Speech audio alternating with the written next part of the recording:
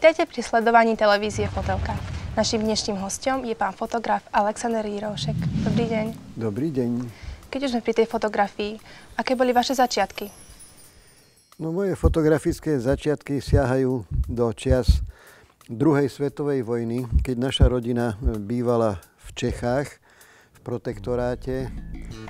No a keď som bol 8-ročný, tak som od môjho otca ako vianočný dar dostal toto. To je fotoaparát značky Sida, nemeckej výroby. Jednoduchý, malo to jednu clonu na pekné počasie, druhú clonu na škaredé počasie, jeden čas na momentku a jeden čas na dlhý čas. No, bol to odliatok hliníkový s rozmerom negatívu 2x2 cm. Takéto malé cievočky tam boli, preto sa vyrábali špeciálne filmy. No a ja si to dnes držím ako rodinnú relikviu. To je už to samozrejme nefunkčné, ale pre mňa je to pamiatka na moje fotografické začiatky a na moje detstvo. No, mám v mojom albume ešte odložené fotografie, takže môžem povedať, že ozaj to fotografovalo. No a ďalšie fotografické začiatky možno posunúť do obdobia po druhej svetovej vojne, keď som zdedil jeden fotoaparát značky Kodak, to boli tzv. Boxy. To bola veľká skrinka na formát filmu 6x9, zase jeden objektív pevný, s jednoduchým časom, s jednoduchou clonou, ale na prekvapenie ono to robilo.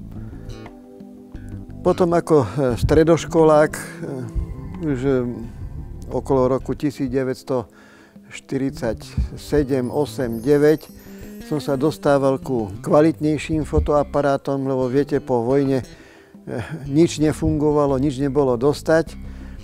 Potom začali sa produkovať fotoaparáty jednak východonemecké, jednak fotoaparáty českej produkcie.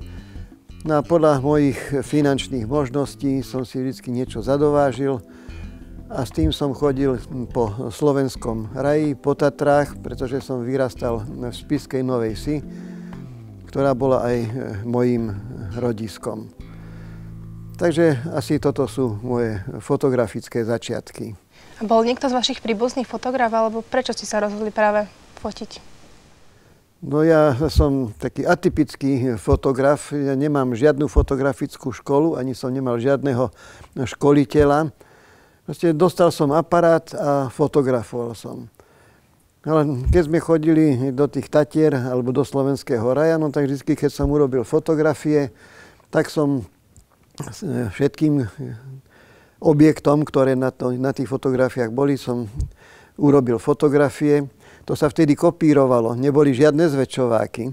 Keď som mal film 6x9, tak to boli také presvetľovacie skrinky, kde na matnú sklenenú platňu sa položil film, na to sa položil papier formátu 6x9 cm. Od oka sa odkrylo svetlo a zakrylo, strčilo do vývojky, do ustalovača a potom sme trpli, že čo z toho vyjde. No takže to dneska už si ani nevieme predstaviť takéto technológie. Dneska už všetko ide na digitál, ale ja si ešte teda dosť pamätám na tieto staré technológie, na ktorých som pracoval, dá sa povedať, ešte 15 rokov dozadu. A čo vás na fotografii najviac fascinuje? No, to ťažko povedať, čo fascinuje. No, fotografia je špecifický druh umenia, ak to tak môžeme nazvať, ktorý umožňuje zachytiť určitý časový výsek z nášho života, z nášho diania, časom od jednej sekundy do niekoľko tisícin alebo do niekoľko hodín, podľa toho, aké sú svetelné podmienky a aký zámer máme. Takže fascinuje ma to, že urobím dobrú fotografiu. A čo môže dať fotografia svojmu divákovi podľa vás? no, dá určitý estetický zážitok, lebo fotografia je vlastne prostriedok na sprostredkovanie našich vnemov a je to vlastne zakonzervovanie určitého krátkeho okamihu, tak aby sme mohli aj v neskoršom období dať našim nasledovníkom svedectvo o určitom vneme, ktorý sme v danom okamihu získali. Vidíme tu vaše knihy. Ktoré z týchto kníh vám trvali najdlhšie? Ako dlho si ich robili? Ako dlho to trvá urobiť takú knihu? Nafotiť? No, žiadna dobrá kniha sa nedá urobiť za krátky čas.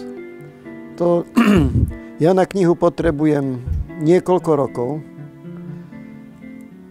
lebo vždycky musím mať, teda najprv fotografujem do archívu. Proste keď vidím nejakú dobrú svetelnú situáciu, dobrú krajinnú kompozíciu, tak si to nafotografujem a keď dôjde k nejakej zákazke fotografickej alebo niekto prejaví záujem o určitý objekt, tak už potom je dobre len vyťahnuť z archívu fotografiu a zaradiť. No ale jednoducho sa nedá povedať, že ako dlho trvá dobrá kniha. No, tak ja ťažko posúdim, že ktorá fotografia sa páči. Ktorá sa páči, to musí povedať ten, kto sa na fotografiu díva. Alebo tie, ktoré mali najväčšie odhlasy. Tak ja mám rád túto fotografiu. Je to fotografia Spišského hradu so Spišskou kapitulou, ktorú som nafotografoval v roku 1984. A je na nej zachytený tento Spišský hrad s kapitulou za búrkovej nálady. Čakal som na tento záber asi 2 hodiny, kým mi slnko osvietilo súčasne aj Spišskú kapitulu, aj Spišský hrad. A keď som urobil asi 3-4 zábery, prišiel veľký mrak, túto scenériu mi zakryl a ja som skončil fotografovanie. Ovšem to, čo mi zostalo do histórie, tak to je tento záber, ktorý odborníci považujú za záber tisícročia. V každej publikácii sa nájde niečo podobného, ale to by sme museli... Takže nie je to ľahká práca fotografa? Dobrý fotograf nemôže povedať, že robím od do. Fotograf robí od nevidím do nevidím. Či je sviatok, či je piatok, či je zima, či je leto. Proste ja nepoznám nejaký dôvod na oddychovanie. Ja keď vidím, že teraz mám situáciu, ktorá mi umožní urobiť dobrý záber, tak či už vyjdem do terénu, sadám do auta, idem na miesto, ktoré už mám vyhliadnuté, alebo podľa rôznych situácií, ale ja robím od rána do večera, niekedy aj v noci. Predsa nie každá fotografia sa dá urobiť na prvýkrát. Zvyknete sa aj vrácať na tie miesta? Veľakrát sa ja vraciam. Pretože ja keď potrebujem urobiť fotografiu s určitým zámerom, tak nie vždy sa mi podarí vystihnúť ten môj zámer na prvý raz, keď sa dostanem k určitému objektu, ale musím vystihnúť aj ročnú dobu, aj osvetlenie, aj počasie. To proste, keď sa robí v extérii, tam je veľa faktorov, ktoré ovplyvnia výsledok. Taký maličký príklad môžem uviesť fotografiu dreveného kostolíka v Brežanoch, to je nedaleko Prešova. Je to tak jednoduchý drevený kostolík, ale tú korunu kompozície tomu dali tieto kvety, lupinusy, pretože bez nich by to bol taký tuctový záber. Ale tieto kvety veľmi spestrujú tento objekt. Bol už viackrát uverejnený aj v nejakých kalendároch a iných publikáciách a každý sa mi vyslovil s uznaním tejto fotografii. Ako dlho vám trvalo nafotiť tú fotku? Alebo to bolo na prvýkrát? No tak tú fotku som urobil za 1/100 sekundy. No ale či ste sa vracali na to miesto ešte? No ja som bol veľakrát v Brežanoch a raz sa mi podarilo zachytiť túto situáciu. No potom mám tiež spomienku na záber na Spišskom hrade, kde som... Proste ja Spišský hrad fotografujem, dá sa povedať, už asi 50 rokov od mojich fotografických začiatkov. A stále sa k nemu vraciam a ja mu stále hovorím náš krásavec. Pretože on má svoju poéziu v každom ročnom období, z každej strany a stále na ňom viem nájsť niečo iného. Ale tento záber, ktorý tu mám, to je niečo mimoriadného, pretože vtedy, keď som išiel fotografovať Spišský hrad v zime, bolo minus 20 stupňov Celzia. A keď som sa dostal na toto miesto, bola hmla hustá, nebolo vidno nič. Tak som si povedal, no asi som vycestoval zbytočne. Len naraz som zbadal, že hmla redne. Ja som urobil asi 3 alebo 4 takéto zábery. No a po chvíli, keď slnko začalo svietiť na tú inoveť, ktorá nahrubo obalovala stromy, všetko to opadalo, zmizlo a poézia sa stratila. Takže niekedy sa na záber čaká dlhé hodiny, ale niekedy je to otázka niekoľkých minút, aby sme zachytili to, čo chceme zachytiť. Takže keď hovoríte o tom dobrom fotografovi, aký by mal byť ten dobrý fotograf podľa vás? Aký by mal mať vlastnosti? No, musí byť v prvom rade húževnatý. Musí cieľavedome ísť za svojím námetom, ktorý chce sfotografovať tak, aby tým podal to, čo chce podať. No, musí mať zmysel pre kompozíciu. Pri fotografovaní sa riadíme tými istými pravidlami kompozičnými, ako platia pre maliarov. Ja som mal to šťastie, že som dlhé roky spolupracoval s maliarmi, teda košickými aj východoslovenskými.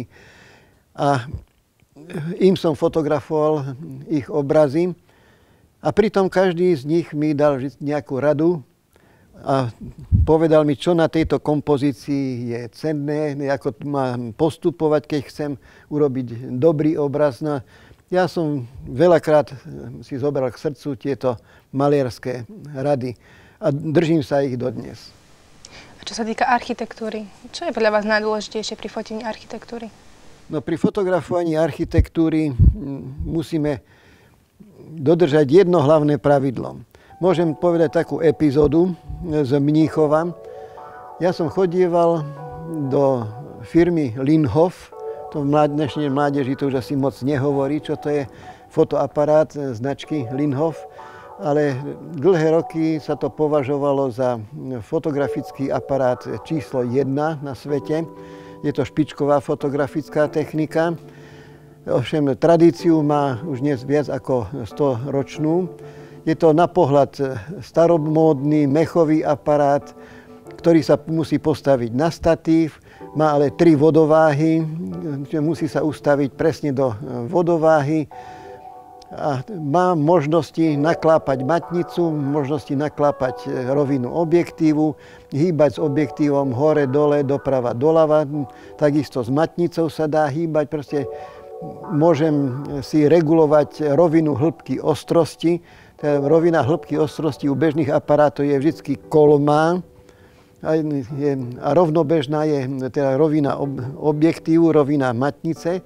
Čiže tým pádom, keď ja zaostrím, dajme tomu, na nejaký objekt, ktorý je vzdialený od aparátu na 2 metre, tak mám ostré, čosi pol metra pred tými 2 metrami a meter za tými 2 metrami. Čiže mám určitú hĺbku ostrosti a v tejto, keď chcem mať dobrý, kvalitný obraz, tak sa pohybujem.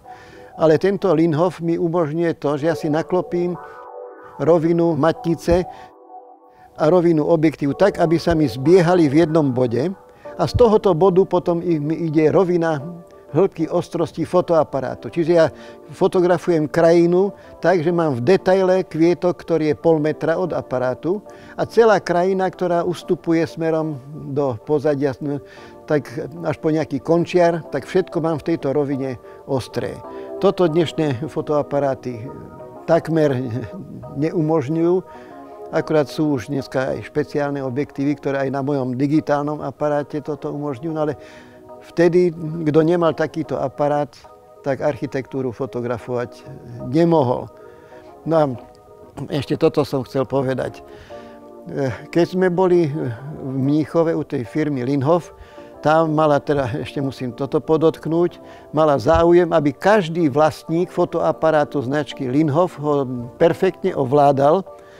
A na to si oni pozývali majiteľov na trojdňové semináre a učili, ako sa s týmto aparátom narába. No a prišla hodina fotografovanie architektúry. Prišiel inštruktor, no vážený, čo je to architektúra? Architektúra to je všetko, čo máte okolo seba. Aj táto miestnosť, v ktorej sedíme, je architektúra. Aj ten kostol, čo tam vzadu vidíte, je architektúra. Aj tá továreň, ktorú tam vedľa vidíme, to je všetko architektúra. No a aké pravidlá platia pre fotografovanie architektúry? Tak keď za prvé projektant naprojektuje budovu s kolmými stenami, stavbárom sa to ako tak podarí s tými kolmými stenami postaviť, tak fotograf je povinný to s tými kolmými stenami nafotografovať. A na to nám slúži náš fotoaparát Linhof a teraz sa budeme učiť, ako to dosiahnuť. Pretože u fotoaparátu Linhof neexistuje, aby sa nám kontúry budovy takto zbiehali alebo padali. Tam musí byť všetko presne podľa týchto fotografických predpisov pre fotografovanie architektúry. Ja sa toho dodnes držím. Keď hovoríme o tom digitále, aj vy ste prešli už na digitál, alebo ešte stále fotíte na tom? Musel som prejsť na digitál, pretože to už asi pred nejakými 17-16 rokmi som vyvolával svoje diapozitívne filmy. Mal som vyvolávačku na tom, takže keď som nafotografoval diapozitívy, hneď som si to doma spracoval. Odišla mi vyvolávačka. Elektronika proste sa pokazila. Prestali sa vyrábať filmy diapozitívne, alebo keď, a tak len vo veľmi obmedzenom počte. No a dneska všetko fotografuje na digitál. Dokonca aj firma Linhof má zadné steny digitálne formátu 6x9 alebo formátu 9x12 cm. A ten počet pixelov u týchto zadných stien je mnohonásobne vyšší ako u najkvalitnejších fotoaparátov, či Nikon, Canon, ktoré majú dneska už 24, až niektoré myslím už majú 30 miliónov pixelov. Tak ak sa nemýlim. No ja mám môj Canon Mark D3, ktorý má 24 miliónov pixelov. Na to mi stačí na to, aby som nafotografoval v najvyššej kvalite do takýchto publikácií všetko, čo potrebujem. A najviac, aby som zachoval tie podmienky fotografovania architektúry, tak som si musel zakúpiť shift objektívy. Mám ich 3. Jeden má 45 mm, druhý 25 mm ohnisko a tretí 17. A s týmito zvládam prakticky všetko, čo potrebujem. Čiže ja zase si aparát postavím do vodováhy a s objektívom posunujem tak, aby som sa dostal do pozície fotografa, ktorý fotografuje architektúru podľa pravidiel. A čo si myslíte, že sú lepšie tie digitálne fotografie, fotoaparáty alebo tie staré? No, keby neboli digitály, tak sú stále dobré tie staré.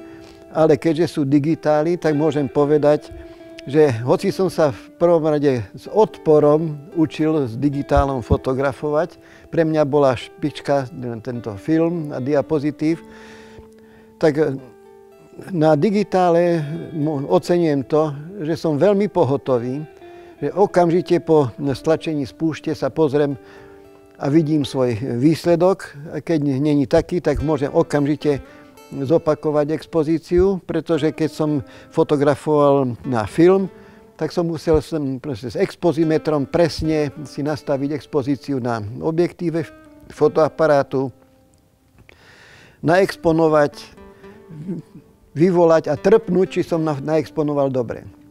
Ale keď som naexponoval dobre, a môžem sa pochváliť, že väčšinou som sa strafil, tak som získal fotografie, ktoré ešte dnes stále nie sú prekonané. Ani tými digitálmi. Jedine digitál, ktorý má Linhof s tou veľkou zadnou digitálnou kazetou. Lenže keď mi povedali u Linhofa, aká je cena tej zadnej digitálnej steny, tak som povedal, ja už dožijem s tým, čo mám a ja už nepotrebujem. Pretože jednak u nás nikto nedocení kvalitu z toho obrázku, ktorý ja proste ponúknem, pretože náš trh nedocení po finančnej stránke prácu fotografa. Či je to Nemecko, Anglicko, Spojené štáty, alebo tam, keď raz niekto si objedná fotografiu a fotograf povie, že áno, ja vám to spravím, ale bude to stáť $100,000, no tak ten povie, áno, ja ti to zaplatím, ja na to mám. Ale skúste dnes ponúknuť niekomu fotografiu, keď na takú bežnú fotografiu ja poviem, že na titulku chcem 1,000 €. No tak ma začnú troška ťukať po čele, že on je asi blázon, kde mu zoberieme 1,000 €. U mňa je dnešný bežný honorár za titulku okolo 100 €.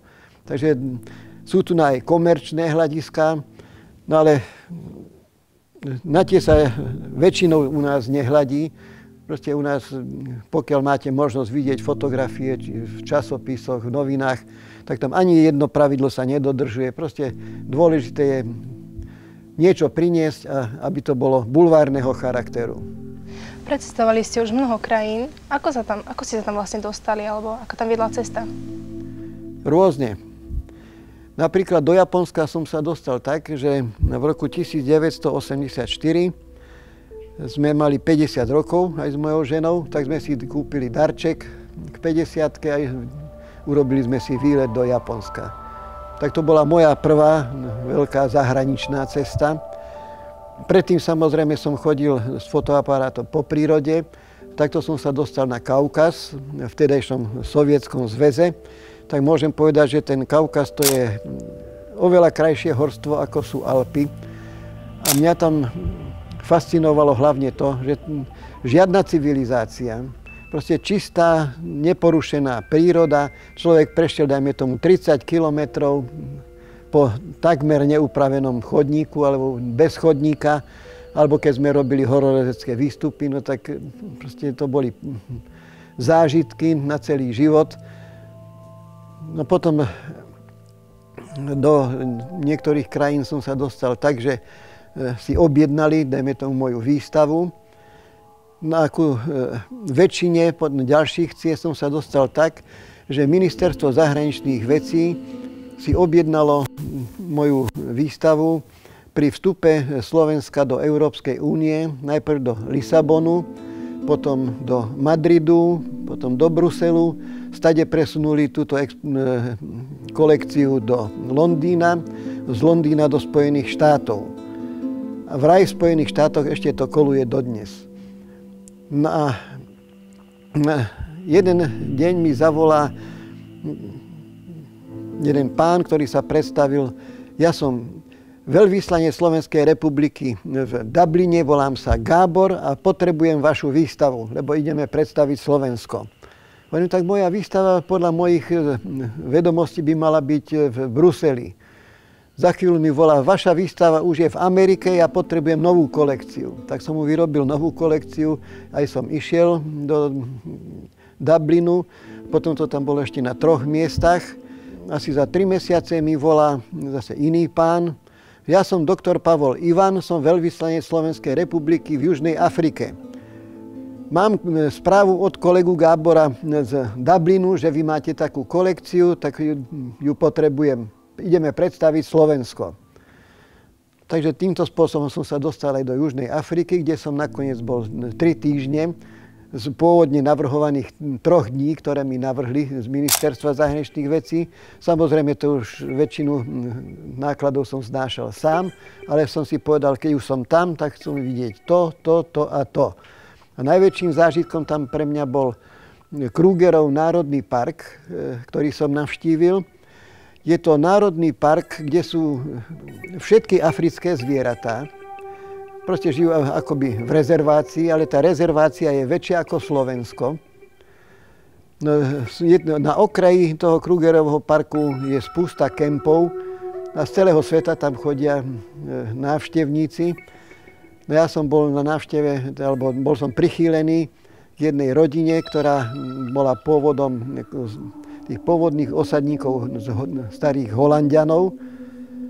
No a tí ma vozili terénnym autom po celom Krugerovom parku. No a proste celý deň sme spolu chodili. A pri tejto prestávke ja som tak na monitori si pozeral zábery, čo som v ten deň urobil. No mal som vtedy jeden polmetrový teleobjektív, na to ešte som mal násobič, takže skoro metrový teleobjektív a s tým som fotografoval jednu svorku levov. Levica si naraz lahla a začala zývať, otvorila takú papulu. A ja som toto proste v detaile tú hlavu s tou otvorenou papulou odfotografoval. A jedna pani, ktorá bola z Filipín, takto mi cez plece pozerala a hovorila, oh yes, oh very nice, oh. A jak videla toho leva, ja ten svoj aparát zahodím. Ona mala takéto malé mydielko, jak tomu ja hovorím, so širokouhlým objektívom. Takže tá bodka uprostred, to je ten lev, z ktorého ja som mal úplný detail. Takže... Keď už hovoríme o tých starých fotografiách, si zvyknete niekedy aj prezerať, alebo si tak spomínať, kde ste všade boli a čo ste všetko zažili? Tak ak je troška času, tak sa aj k tomu vraciam. Sem tam to prezeráme. Máte ešte nejaký sen, kde by ste ešte chceli ísť, nejakú krajinu navštíviť? Joj, snov by bolo veľa, ale môj vek už mi to asi moc nedovolí. Ja už mám toho roku 80 rokov, takže ja som rád, že vôbec ešte žijem, pretože veľa mojich kolegov, priateľov už tu nie je medzi nami. Takže ja už teraz len vyhľadávam bližšie cesty. Na ďaleké už sa nedávam. Tak pán Jirošek, veľmi pekne vám ďakujem za dnešný rozhovor. No ja ďakujem za pozvanie. Môžem povedať, že toto prostredie mi nie je celkom cudzie, pretože nedávno tu skončil môj vnuk. No a bol som tu, dá sa povedať, pravidelným hosťom. Takže som rád, že som sa opäť dostal do tohto vášho milého prostredia. Ďakujeme pekne. Ďakujem a dovidenia.